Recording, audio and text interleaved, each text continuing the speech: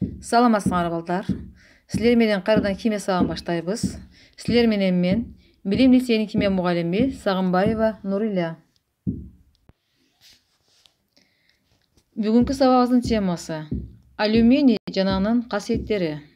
Бул темада биз силер менен алюминийдин атомдук түзүлүшүн, анын физикалык жана химиялык касиеттерин, алюминийдин жаратылышта таралышын жана дагы анын турмушта колдонушуна токтолуп өтөбүз. Бул жерде элементтин химиялык символу же белгиси А жана Л деген латын тамгасы менен белгиленет. Аталышы алюминий. Элементтин аталышы латын тилинен которгондо алюмен, кварцтар дегенди түшүндүрөт.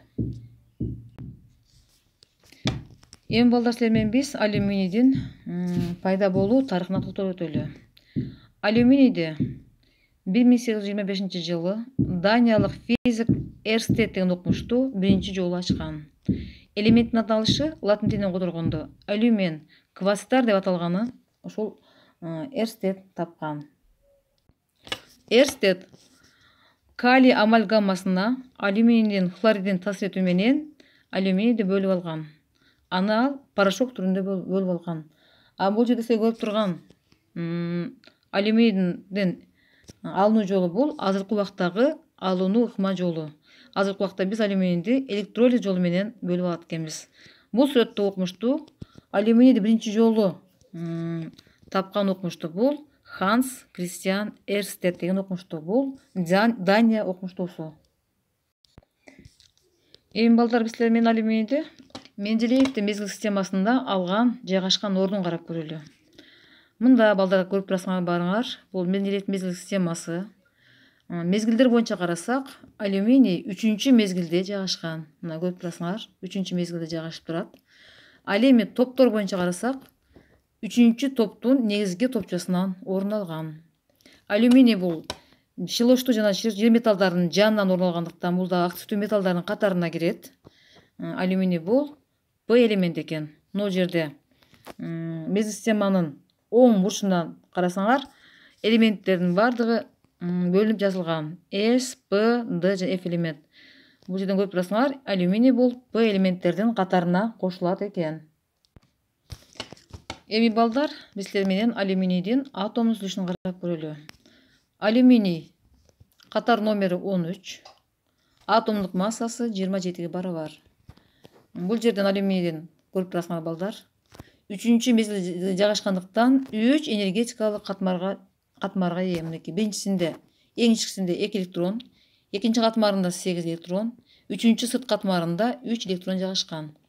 Эң сырткы электрон катмардагы электрондордун саны элементтин жайгашкан топтун номерин билдирет. Муну биз силер менен айтып өткөнбүз. Демек алюминий 3-чү топто жайгашкандыктан эң сырткы энергетикалык катмарында 3 электрон бар экен. Муну биз деңгээлчилер боюнча жайгаштырсак, биринчи 1s2 эң ичкисинде бул мынакей 1s2 ички катмар, мында дайыма 2 гана электрон болот. Экинчи катмарда 2s2 жана 2p6 экөөнү кошкондо жалпы 8. Демек экинчи энергетикалык катмарында жалпы 8 электрон жайгашкан. Эми үчүнчү катмарга карап көрөлү. Эң сырткы үчүнчү катмарында болсо жалпы 3 электрон. 3s2 жана 3p1. Жалпы 3 электрон. Демек эң сырткы энергетикалык катмардагы электрондордун саны элементтин валенттүүлүгүн билдирет. Демек алюминий 3 валенттүү элемент болуп саналат. Эми балдар, алюминийдин деги протондордун саны силерге балдар белгилүү. Элементтин катар номери ошол элементтин протонунун санын билдирет дегенбиз. Демек протондун саны 13, электрондун саны 13, а нейтрондун саны 14 экен. Мында протон оң зарядка ээ, бул 13 болуп турат. Көрүп турасыңар балдар. Электрон терс зарядка ээ, балдар. Бул да 13 барабар болуп келип турат. Ал эми нейтрон бул канча немеси? Бул 0 болуп турат. Бул электрон нейтралдуу. Мунун заряды жок. А бул 14 барабар. Бул каяктан келип чыкты балдар 14 деген цифра?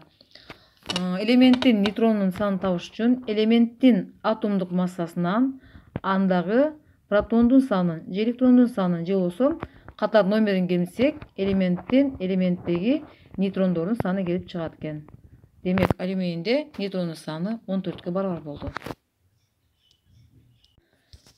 Бул жерден балдар биз дагы алюминийдин атомдун түзүлүшүнө кайрылабыз. Азыр эле карап өттүк. Алюминийдин эң сырткы электрондук катмарында 3 электрон бар. Бул деген сөз бул алюминий активдүү металлдардын катарына кирет.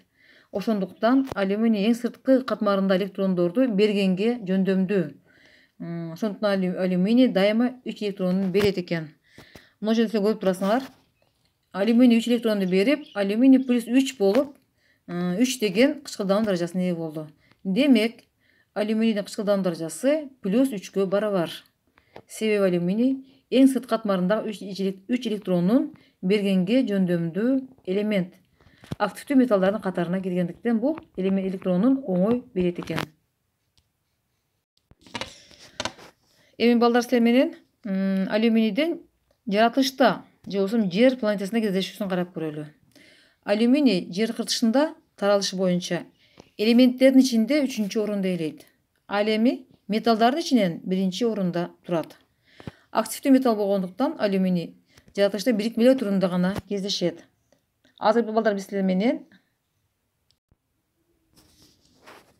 таралышын карап көрөлү. Бул сүрөттөн балдар биз силер менен алюминийдин жер кыртышында таралышын карап көрөбүз. Эң көп кычкылтек көрүп турасыңар, бул жерде 49,4% экен.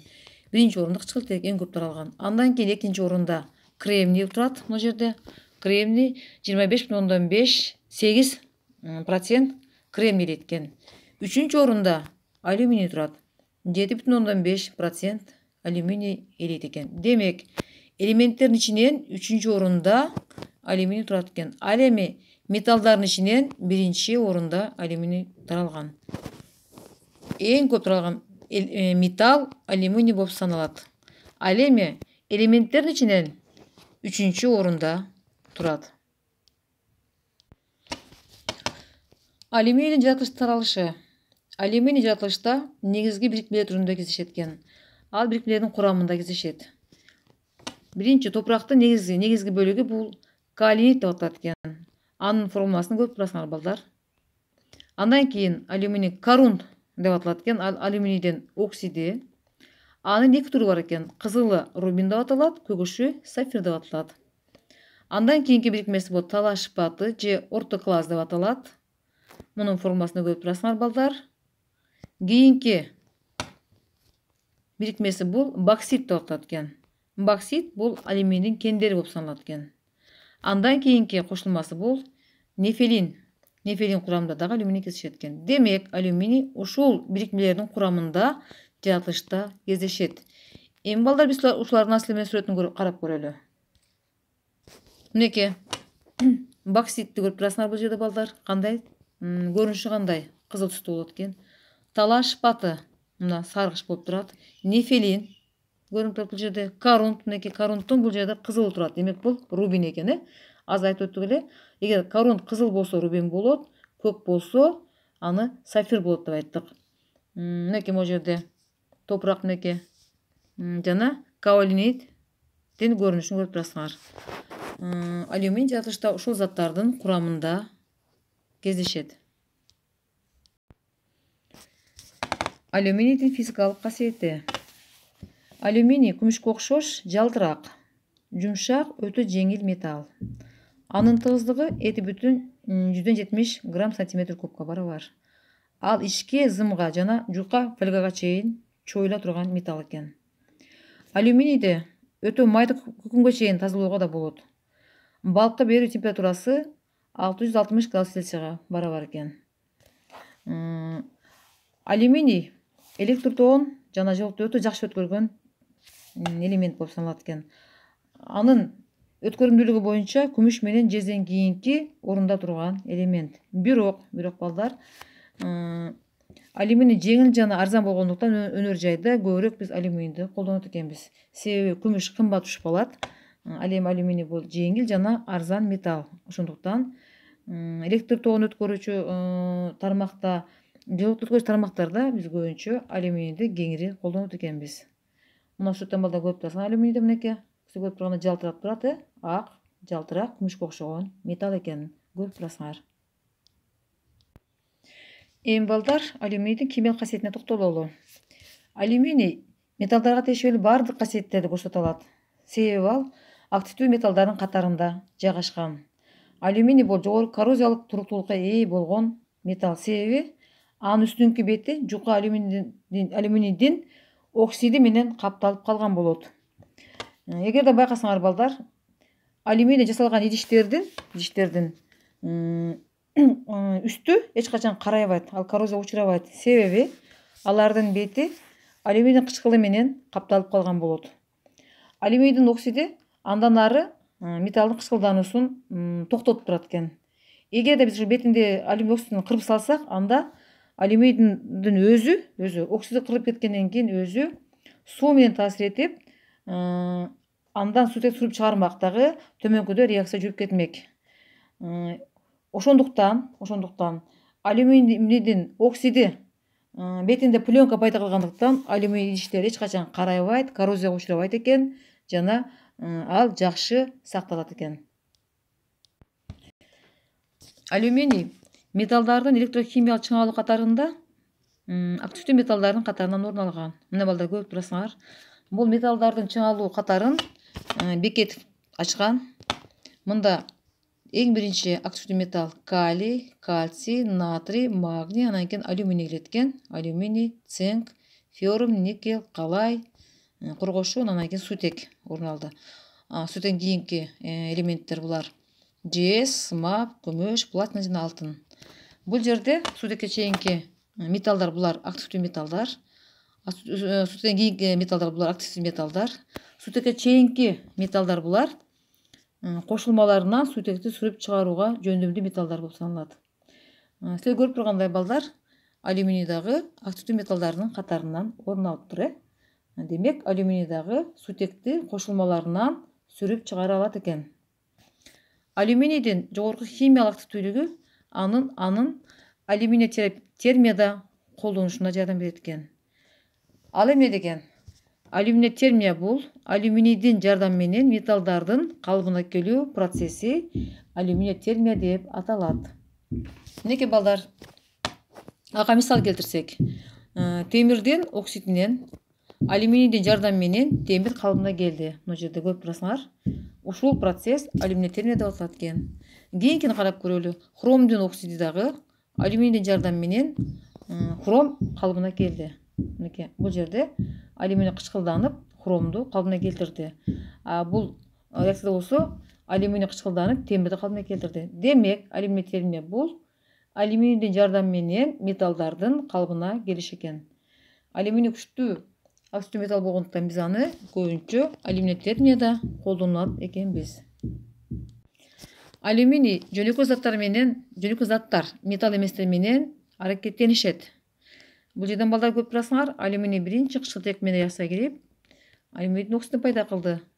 Бул алюминий оксиди алюминий 2 OH деген алюминийдин оксидин пайда кылды. Андан кийин алюминий металл эмес, кукурт менен реакцияга кирип, алюминийдин сульфидин пайда кылды. Мына көрүп турасыңар, экинчи реакция. Андан кийин алюминий азот менен реакцияга кирди. Азот менен реакцияга кирип, алюминийдин нитридин пайда кылды. Андан кийинки реакциябыз бул алюминий көмүртек менен реакцияга кирип, алюминийдин карбидин пайда кылат экен. Андан кийинки реакциябыз бул алюминий хлор менен реакцияга кирип, алюминийдин хлоридин пайда кылды. Мында балдар көрүп турсаңар, булардын бардыгы жөнөкөй заттар, же болбосо металл эместер менен реакцияга кирди.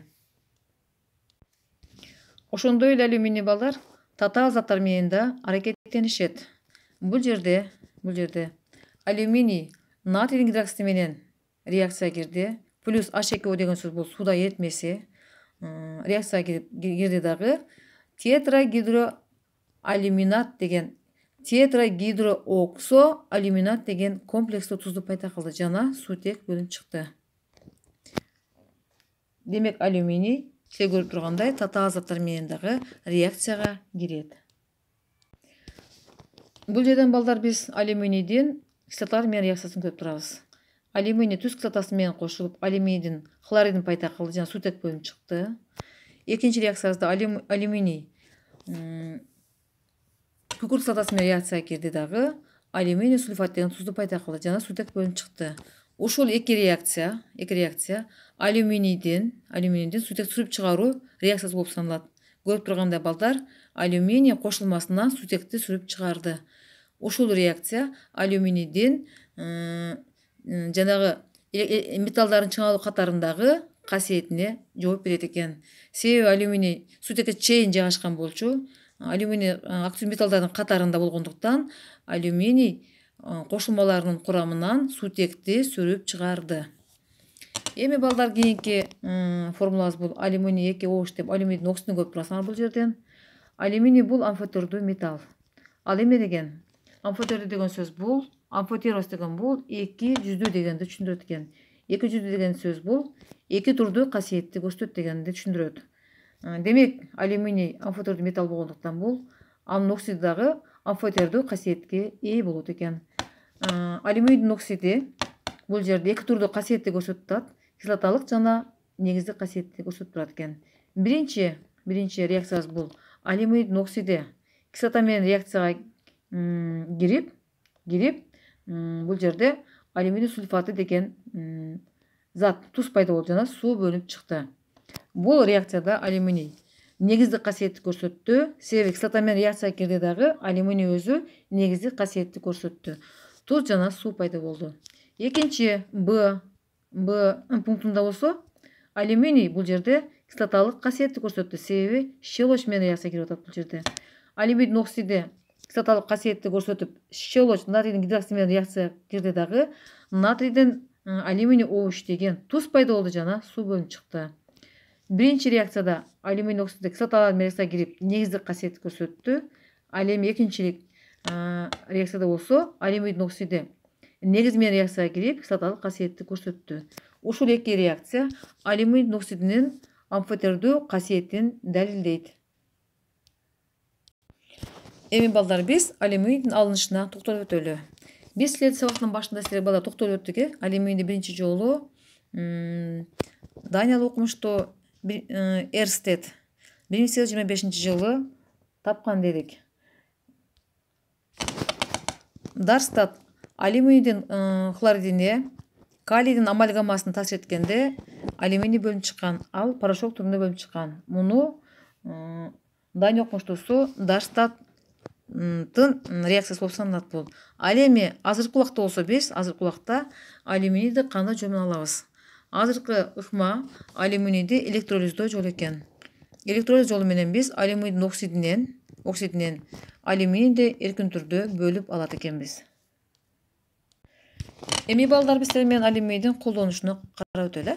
Алюминий мына силер көрүп тургандай балдар өтө көп жерде, өтө көп тармакта колдонулат экен. Себеби бул жеңил, арзан металл болгондуктан мына көрүп турасыңар балдар, самолет жасалат экен алюминийден, автобустар мынакей көрүп турасыңар, автомашиналардын кээ бир тетиктери, идиш аяктар мынакей көрүп турасыңар, идиштер жана дагы көп нерселер алюминийден алынат экен. Мына бул жакка көрөлү балдар, мынакей алюминийден ар түрдүү мондой рейкалар курулуш үчүн керектүү рейкалар колдонулат экен. Бул жерде дагы самолет көрүп турабыз. Жана ар түрдүү идиштер.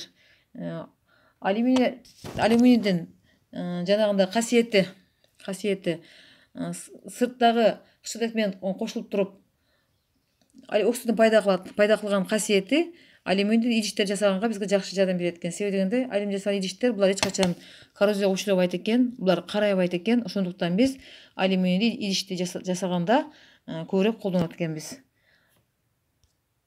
Бул жерде балдар көрүп турасыңар, алюминий эме экен бул түстүү металл катары алюминий колдонот экен. Түстүү металл катары муну чогултуп, андан да башка нерселер жасаганга иштетет экенбиз. Алюминийден балдар бир гана ар түрдүү буюмдар гана жасалбастан, алюминий адам жашоосунда дагы мааниси аябай чоң экен. Ал организмдеги эпителиалдык жана бириктирүүчү тканды курууга катышат. Организмде 70 кг массага 61 миллиграмм алюминий туура келет. Организмде бардык органдарда кездешет алюминий. Көбүнчө боордо, өпкөдө жана баш мээнин сөөктөрүндөгү ткандарда алюминий кездешет. Адамдын организминде алюминийдин суткалык керектөө нормасы 35-40 миллиграмм болуш керек. Демек, балдар, биз бир күндүк тамактанууда, тамак курамында 35-40 миллиграмм алюминий болуш керек экен. Силер балдар таң калып аткан болсоңор керек, демек алюминий биздин тамагыбызда да кездешет экен деп. Ооба балдар, алюминий биздин тамактарыбыздын курамында дагы кеңири кездешкен элемент болуп саналат. Келе балдар карап көрөлүчү, алюминий кайсы азыктарда кездешет экен. Мына балдар, опиатия деп турат бул козу карындар, козу карындары курамында кездешет экен. Лисичка деген козу карын курамында кездешет экен алюминий. Мында 2390,8 миллиграмм. Бул жерде ар бир азык заттардагы алюминийдин кезиккен граммына чейин берилген. Бизге белгилүү овес деп коет. Бул сулуу, жанагы сулуу деп коет. Мынча овес бул сулуу. Сулуу деген дан өсүмдүгүн билесиңер. Андан кийин арахис, бул биз жеген жер жаңгак. Демек балдар, жер жаңгак курамында алюминий бар экен, балдар, бар экен. Андан кийин фисташка. Фисташканын курамында дагы алюминий кездешет экен. Мына көрүп турасыз балдар. 1500 микрограмм деп турат. Өтө аз санда бирок кездешет. Бул горох, жанагы биз сатып алган горох. Биз горохтон көбүнчө эмне кылабыз? Суп жасайбыз. Суп, горох. Андан кийинки күрүч. Мына балдар, күрүчтө дагы алюминий курамында кездешет экен. Картошкада кездешет экен. Мынакей балдар көрүп турабыз. Курамында алюминий кездешет экен. Овсянка деп турат бул жерде. Элементтер алюминийге бай элемент, бай азык заттар. Овсянка. Муну балдар билебиз, бул базарда сатылат. Мындан каша кылып жасаса болот. Буудай, мынакей балдар, буудайдын курамында бар экен. Горох, жашыл горохто, картошка дагы, күрүч. Бул жерде мөмө жемиштер. Авокадо деген мөмө жемишти билебиз, көргөнбүз, базарда сатылат бул дагы.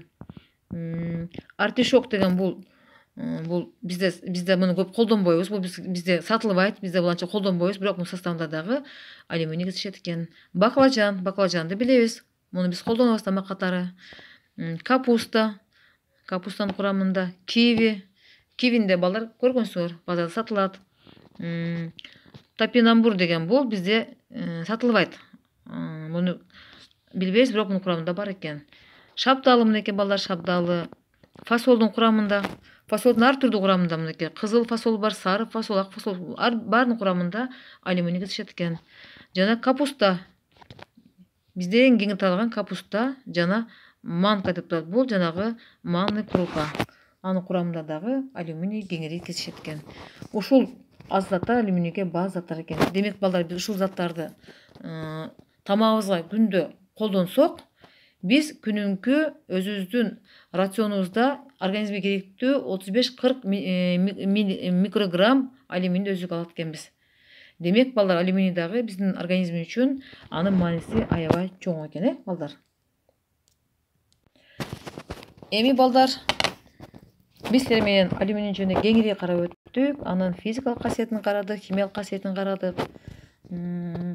Анын атомдук түзүлүшүн карап өттүк, колдонушун карадык, жаратылышты кездешин карадык, баардык нерсеге токтолуп өттүк. Кеңири токтолдук. Буларды дагы балдар үйдөн өзүңөр кеңири жакшылап, кайра кунт коюп, теманы окуп, абдан жакшы түшүнгөнгө аракет кыласыңар. Андан кийин силерге төмөнкү тапшырманы мен силерге үйгө беремин. Биринчи, алюминийге мүнөздөмө. Бул жерде алюминийдин кездешин, анын касиеттерин жөнүндө айтып бересиңер, анын атомдук түзүлүшүн айтып бересиңер. Бул жерде алюминийге кеңири мүнөздөмө айтасыңар. Экинчи, алюминийдин алынышы, аны кантип алабыз? Аны биринчи ким кантип алган жана азыркы убакта кандай ыкма менен алюминийди өндүрүп алабыз? Ушул жөнүндө айтасыңар. Кийинки, амфотоид оксид деген эмне? Ал кандай түшүнүк? Эмне үчүн алюминийге бул түшүнүк мүнөздүү экен? Ушул суроого жооп бересиңер. Кийинки сурообуз, алюминийдин сутекти кислоталардын курамынан сүрүп чыгарышы эмнеге негизделген? Бул алюминийдин кандай касиетине негизделген? Бул суроого жооп табасыңар. Андан кийинки акыркы сурообуз бул, алюминий термия деген кандай процесс? Буга мисал келтирип, ошол суроолорго кеңири балдар жооп таап, даярданып, кийинки сабакта мага айтып бересиңер. Анда эмесе балдар, силер менен бүгүнкү сабагыбыз аяктады. Саламатта калгыла. Кийинки сабакта баштаганга чейин. Бир аздан кийин балдар кийинки сабагыбызды кайрадан баштайбыз.